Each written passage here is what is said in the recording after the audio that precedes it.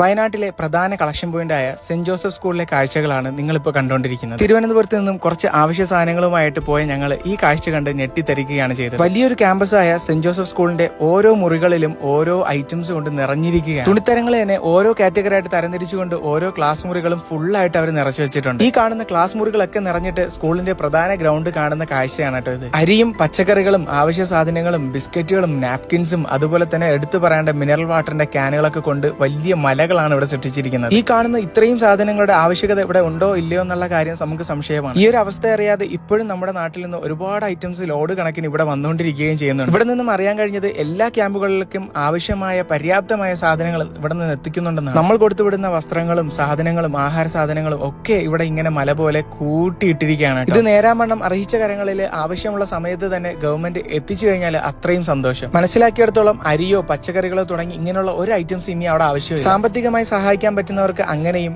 ഇനി വീടുകൾ നഷ്ടപ്പെട്ട ആൾക്കാർക്ക് പുതിയ വീടുണ്ടാക്കി കൊടുത്തു കഴിഞ്ഞാൽ അതിലേക്ക് വേണ്ട ഫർണിച്ചറുകളോ അതുപോലുള്ള ഐറ്റംസോ മാത്രമാണ് ഇനി നമുക്ക് അവിടെ ആവശ്യമായിട്ടുള്ളത്. ഓരോ ക്യാമ്പുകൾക്കും വേണ്ട സാധനങ്ങളാണ് അവിടെ നിരത്തി വെച്ചിരിക്കുന്നത്. മാത്രമല്ല ഇപ്പൊ തമിഴ്നാട്ടിൽ നിന്ന് പോലും അവിടെ സാധനങ്ങൾ ഒരുപാട് വന്നുകൊണ്ടിരിക്കുകയാണ്.